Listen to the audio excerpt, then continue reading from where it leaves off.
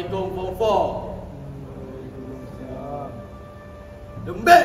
Assalamualaikum Form 4. Waalaikumsalam. Hello, lain jalan ke tak ni?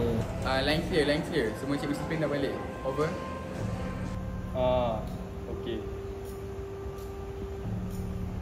Selamat datang ke Niners, tempat lahirnya pelajar yang berprestasi tinggi.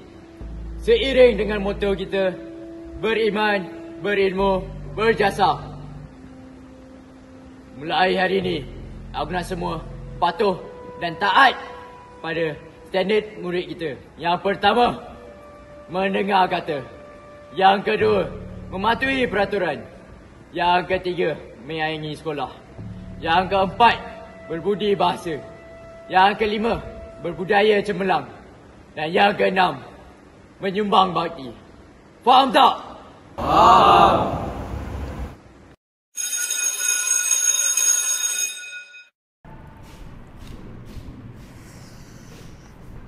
You?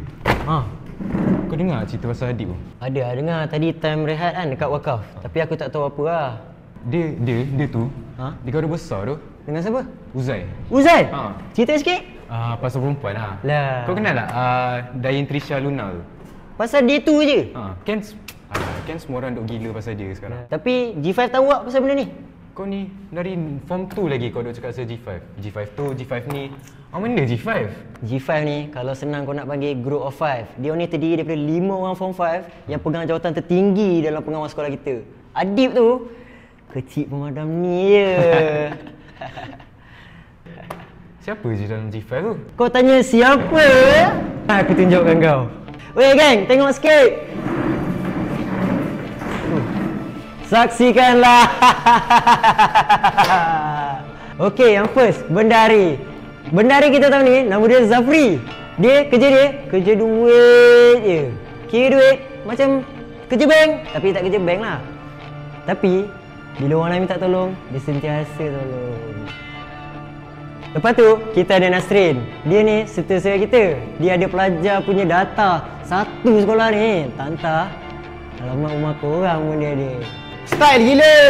So maksudnya, semua masalah disiplin kita kat tangan dia lah. Memang lah. Okey, tapi yang ni, korang jangan salah anggap tau. Ketua disiplin kita, Farah.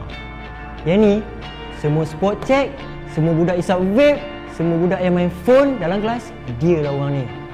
Tapi, korang tak kacau dia, dia okey je.